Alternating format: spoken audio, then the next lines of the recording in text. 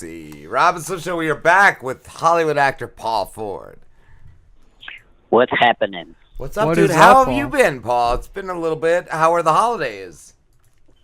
It was good. I just hung out, became a bum. What, did you just relax? Take it Yeah, easy. I did nothing. Absolutely nothing. I love it. I love it. Sometimes you got to just unplug. Exactly. So what's going on with you guys? Hey, it's cold here in LA. It's been like 60 degrees. Wow. Yeah, we kind of got 40s right now. A little warmer than it's been.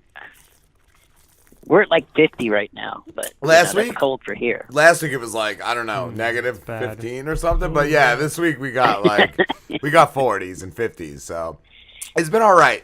We're on like. You're welcome.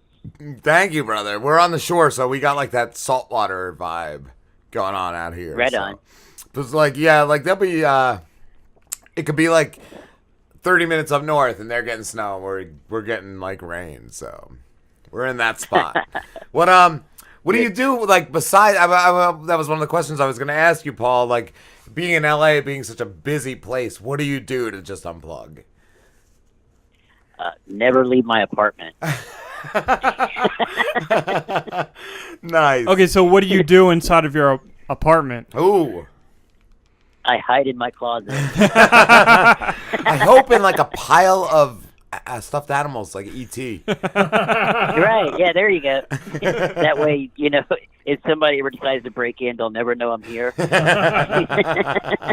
open the closet, gun pointed. It's just there's a pile of animals there. I'm taking this pile. What I was gonna ask you too. I think it was the last time we spoke, or one of them. We talked about Midget Mafia. Has that gone anywhere? No, it's still, I'm still plugging away at it. The actual pilot is actually on YouTube Cool. now, so you can see it, or it's even on the Midget Mafia page, actually, on Facebook. Oh, okay. So you can see the whole 8-minute pilot, whatever. I call it the sizzle, or it's too long for a sizzle from what I hear. So it's just there. Wow. And as a dwarf, do you mind the word midget? Like, does it bother you? I don't care. I didn't think think it's so. funny that people, because I'm not really a midget though. Okay. So I pitched it to someone a couple weeks ago, and they didn't like the name. That's what I was wondering if that would like cause. Oh, like they were offended by it. Yeah, well, they didn't say they were offended by it. They were just offended that it might offend somebody else. Oh, they were And I'm worried like, that they were gonna isolate the midget community. Oh yeah, but I just was like, look, here's the deal. It's a joke. yeah, yes. But that's the thing, though. At this point in, I don't know, in evolution, in humanity, like it's just like anything that could offend somebody is just yeah, no. Well, yeah, I mean, even though somebody could love it, somebody could love it, but somebody could hate it. So we're not gonna go with it. Well, there's always, no, I guess bad news and good news. At least it's news. But like Rob just made a great point where it does seem like today that like the negativity will always outweigh the positive. Yeah, or like I'm sure it will. The one person that complains That's gets their true. way. I agree. And they suggested, okay, it's funny, but you should probably think about changing the name. And it's really, it's an offensive show. Don't get me wrong. That's what it's meant for. It's your vision too. You know? Like, yes, I totally like you can whatever connect with that. Yeah, you want that product. You don't want it watered down. And right, because you don't. It's to show a lot of stupidity that as a little person, disabled person, it's what we deal with on a regular basis. So you're also embracing it. If you're offended by that, then here's what you ought to be offended about: is all this came from society. So hey, there you go. If society's offended by it, then guess what? You created it. I was shocked too. I did read your article. What was that magazine you did an interview in? Oh my gosh. Inspiring Lives magazine. Inspiring Lives magazine, and I was shocked to learn that what you said when you were doing music. you would take headshots, like pictures to send to venues to get work, but you would only take them from like the chest up, so they wouldn't know. Yeah. Like that's Yeah. I mean, you couldn't because the thing is this was like what 90s, early. This is, and it's hard to believe when you say that it was just the 90s, but you still couldn't you couldn't tell a club owner that your next band is going to be two guys in a wheelchair, because they're going to be like, oh, no, we're not interested. But when we got there, we were already under contract. So my option was, well, you can pay for my vacation for the week, or you can just pay me. Dude, it was so smart. When I read it, I'm like, you shouldn't have had to do it, but it was genius that you did it. Yes. That's why I was wondering, like, when you showed up and they saw, like, did they give you shit? Oh, yeah. I mean, there was a couple places. I won't mention South Padre Island, but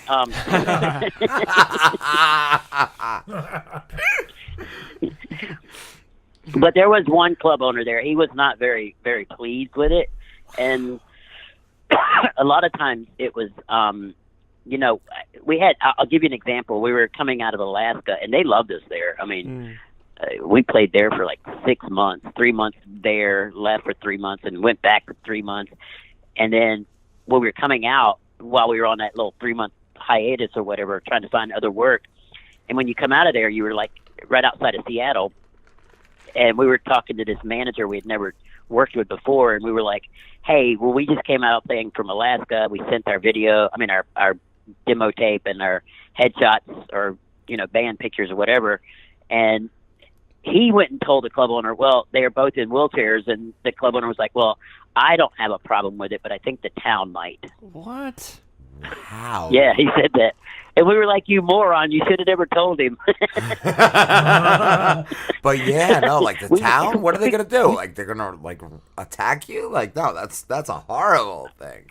Yeah, it's just... I know, but that would have been cool. With pitchforks, the town just coming How after dare you Right, let these guys in wheelchairs play? I would have bragged. I would have been like, I just got I would have chased came out out on of stage town. playing my guitar going, I'm not an animal. Oh. Jeez. Wow. But from those days, like from just those times, like, do you see that it's gotten better? If I say yeah, I'm just trying to be politically correct, but Yeah. no. Okay. I mean, there's some there is change, and it's it's kind of like on that like we want to change, but we don't know if we really want to change kind of situation. You know what I'm saying? Yes, but again, you can't have Midget Mafia out there anywhere. Like that's ridiculous to me. Like, And that's the other thing too is exactly you're like, okay, well, wait a minute, you are the morons that created this whole thing. I mean, I should say morons. I need to back up here. Nah, say morons. Nah, say worse. Yeah. I mean, here it is. I mean, all these things that I've done in that show, or things that I thought about during that show, is the stereotype that was presented to me as a person of short stature. Yes. And this is what I get on a daily basis. The other day I went to an audition, and on the bus to go to the audition, I crossed my leg, and some lady was like, "Oh, good, you can move your legs." And I'm like, Wow. "What do you care? You're on the bus with me." What the fuck? Wow. I'd be like, yeah, I could spit too, and I would have spit right in her face. Like, Well, she was kind of cute. I'm like, yeah, it's amazing, isn't it? wow, though. Yeah, just like, wow. Wow. So, I mean, if people are offended by what I do or say or anything like that, well, it's because I got it from them. Yeah. Right. Yeah. I see the comical of it, and they see that it's, oh, we're not trying to offend you, but can you do this? Well, I'm not offended, and you're dumb for asking. It's like you don't want to show the whole world how people treat me, but you're going to keep treating me this way. Yeah. Yeah. That's Yeah, exactly. Yeah. Exactly. You don't want me to go and make a profit from it. It's but all right. you're Yeah. gonna I can feel bad, but do it. nobody else can. Yeah. Wow. Like that's Right, just exactly. Hypocrisy. I can't. Wow. Can't wrap my mind around it. Like shit. But I will say that Hollywood is still. I mean, it's they're working on it. They are working on it. I can tell. We got something coming up now in the next month that I can't really talk about, but that's actually a really positive thing in Hollywood Cool. that's going to happen. So, and I'm glad that I'm actually like one of the people that's doing it. Yeah. So it's really cool. And it's just basically just waking up Hollywood. I mean, I'm doing events now where, you know, I'm getting ready to do my third event where, it's so hard for an actor, a disabled actor, to get an audition. And so my goal is to say, when you do get that audition, you're going to bring your A game. So I have events now where I have someone come in and do a class and teach working actors, not people that just want to be actors. It's working people that are going on these auditions on a daily basis, or as we'd like to go on a daily basis. But so that we bring our A game, and I'm trying to relieve some of the cost that goes with it. Like, you know, before I called you guys, I'm sitting here looking at you know, where I'm going to submit myself for, or what kind of role am I submitting myself for on a daily basis. You have to pay for that. And so those are things that I'm trying to like alleviate some of the cost that goes with that, like the classes, the headshots, the demo reels, paying for websites so that you can submit yourself, joining SAG.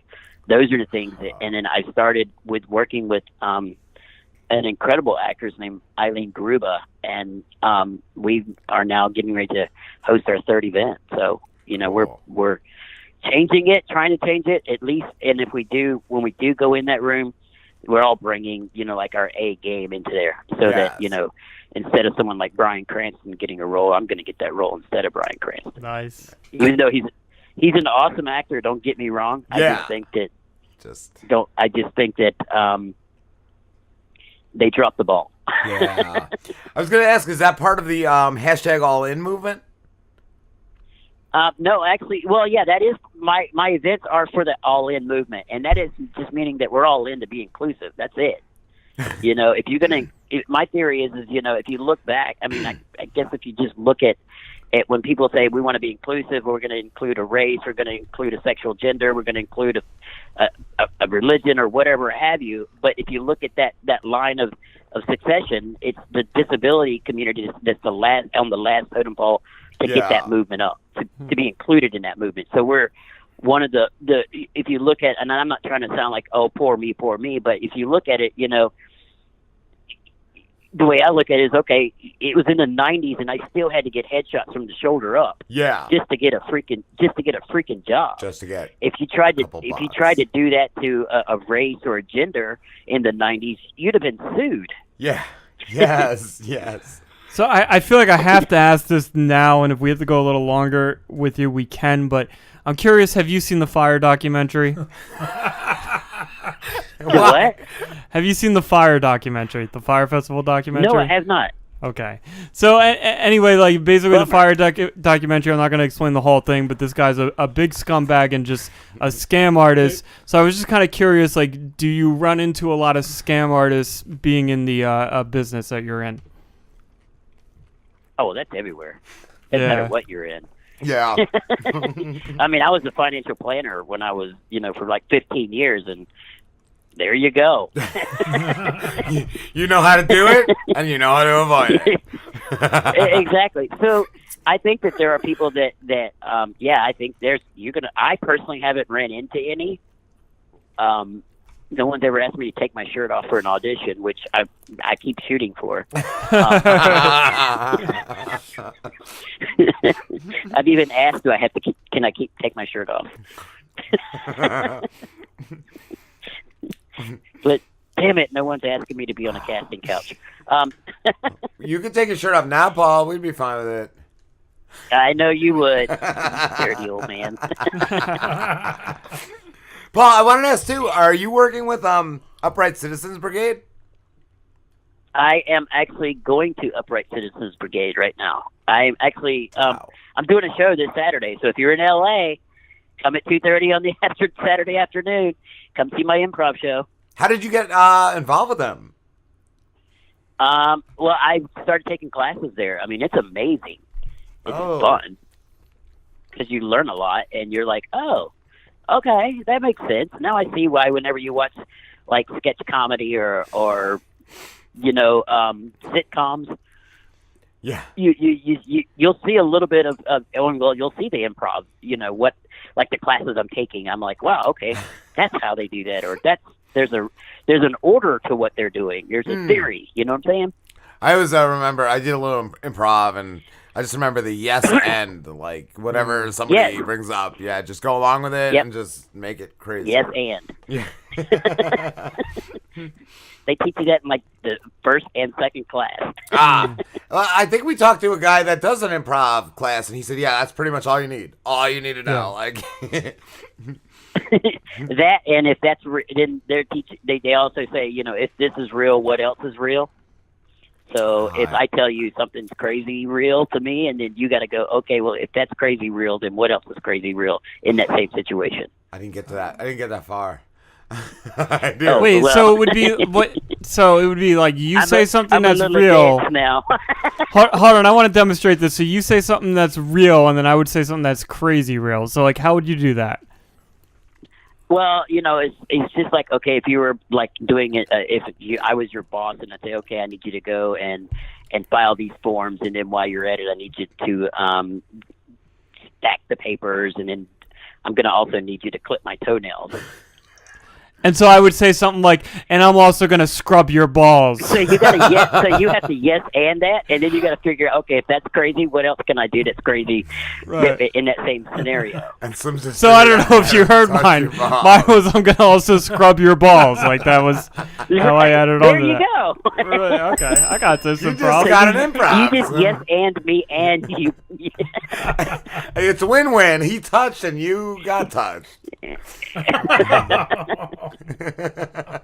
Touched by an angel. But it's fun. I really do enjoy it, and we are doing a show this Saturday at 2:30.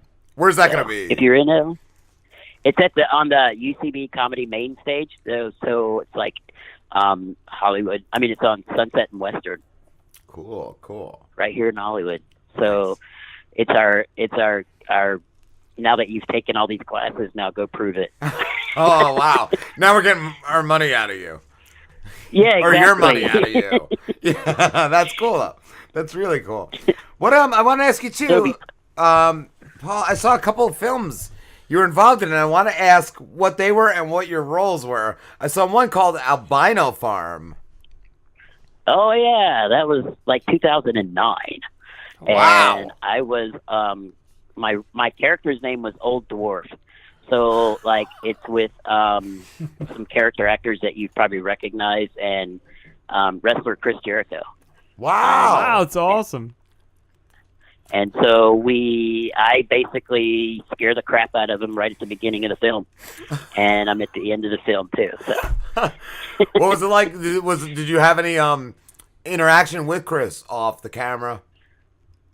Off camera and on. Well, we rode because it was filmed in Missouri, so like we rode in the van from the hotel to the set, and then that was one night, and then the next day, like my scene was on without Chris in it, but it was on a road in the middle of nowhere, because my character is like this creepy old guy dwarf. Scraping roadkill off the road, and I'm almost getting hit by a car, and it's a car full of kids, like from people that you've recognized, like Tam and Sir Sock from Young and the Restless, Sunkrich Bala, who was on tons of shows, and was Dawson from Dawson's Creek there? James Vanderbeek? Yeah, was James Vanderbeek there? No. Do you know? Well, we were James there, and so like they're supposed to hit me, and then they run up to me thinking I was a kid, and I scare them and run off into the woods. So that's. I want to know, like, what was the casting call or ad or whatever they call it? Was it just like looking for an old dwarf? Yeah. Was that the ad? They actually contacted me and said, "Hey, because you're the one." I don't know how they got it, but they just got my information, and I got an email and said, "Hey, we're doing a feature film, and would you like to do it?" And I'm like, "Sure, why not?" Okay, so I was wondering if they would tell you, like, we're looking for somebody to fill the role of old dwarf, you just found out when you got there. If you just, But I also don't know, is that an honor or a dishonor? They actually had Yeah, that called you. Well, it was kind of a cool thing because they sent me a sketch of what of the person that they wanted it to look like, and it was basically me. No dwarf. It was me with a pointy hat. baseball hat. It was just a garden gnome. Yeah, it was. We have one right here. We have a penguin. It was me in a baseball hat. So hey, It was just one of your headshots. right, exactly. They just sent you one of your headshots. No, that is cool. They sent me my own headshot. We're looking for somebody that looks like this. And so that they is did. cool. I mean, I did it. It was fun. I had a good Yeah. time, and it was shot in the middle of nowhere in Missouri. Nice. And what was Field Guide to Evil? Field Guide to Evil is actually it came out last year. Okay. It has not hit the U.S. yet, I think, and I'm not sure. But it's really cool because they do like a bunch of there's like 4 or 5 different directors and writers that across the world that are doing like myths that they hear about, and they write like it's basically a bunch of short films all in one film. Oh, cool. So, like ours is called The Melon Heads, and I play an evil doctor where I'm actually doing lobotomies on children, which is kind of cool. Wow. I don't know whether So to be scared. that was shot or... up in It was shot up in Big Bear, and they built like this elaborate, like it was kind of cool because the guy that built it was actually kind of cool. They built it on the side of the hill, and like it's supposed to be where I'm like I have one of the boys in it, that his dad is looking for him, and he gets, he comes running up trying to find me, and I've already like done the operation on the boy, and it's really kind of cool. So I'm basically going, look at him, I got him now, he's mine, whatever. Oh, but wow. it was fun.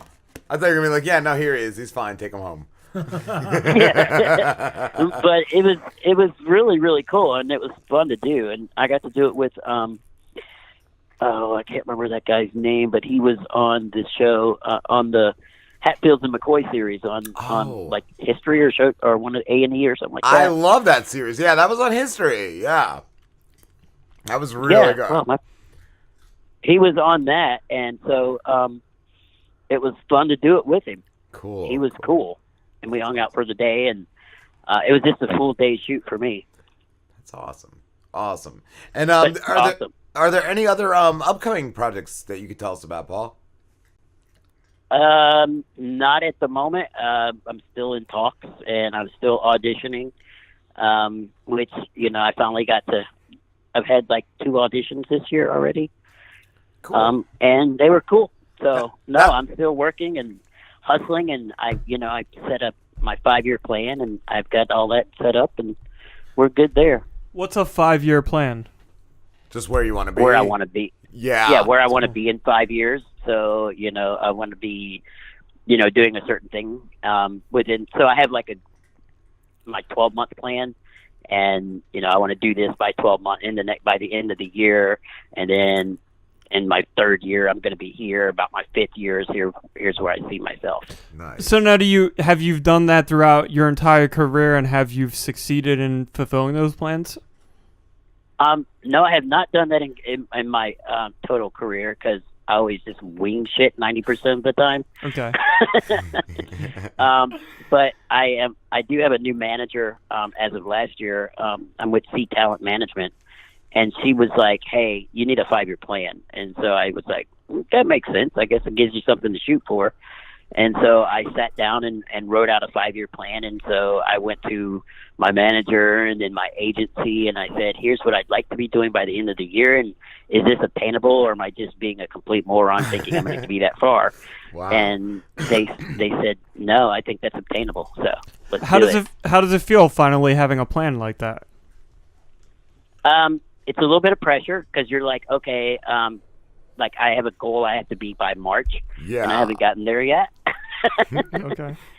So, and I'm getting and we're now in February, and I'm not there. So, see, I would have just wrote wing it times 5 years. That would have been my 5-year plan. Like, wing it times 5 years. Exactly. You get it. Yes, I could do that. I was gonna ask though, Paul. Like so far this year, do you find it more productive than last year? At that same point.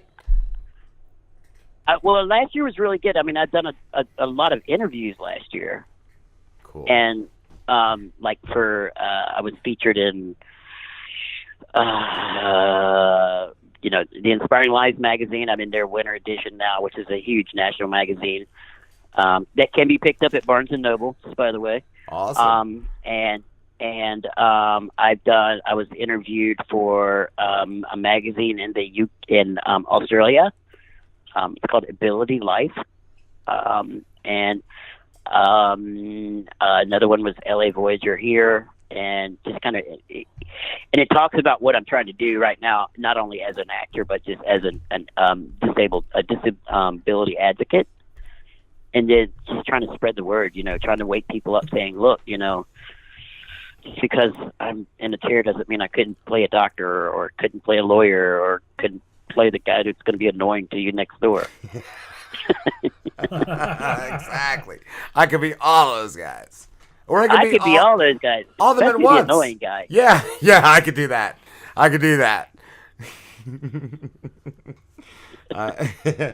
Paul, dude, it's been a pleasure as always. Thank you so much for talking to us. Thank you, Paul. Where can everybody find you? You can find me on Facebook at Paul Ford Actor, Instagram Paul Ford Actor, Twitter Paul Ford Actor, or you can just come to UCB Comedy this Saturday and see me there. Awesome. How much is that? Do they charge for that or? It's free. Oh wow! So where do you make your money? Yeah, I'm not making money off of it because I already paid for my classes. So this is kind of like the class where you're like, okay, here's what we got to do to pass the class. You have to do a show to pass the class. Oh, wow. I would hold the audience like at test. gunpoint. I would empty their. I would run their wallets. Get your money's worth, Paul. Right. I realize they said it was free at the door, but everybody's going to at least need to kick in a couple bucks. Get a wristband too. Get an electronic wristband and tell them you want to load. You want to load 8,000 a piece. Or one of us will follow you home. Thank you, Paul. Thank you, brother. All right, guys. You bet, man. Have a good one, dude. All right, see ya.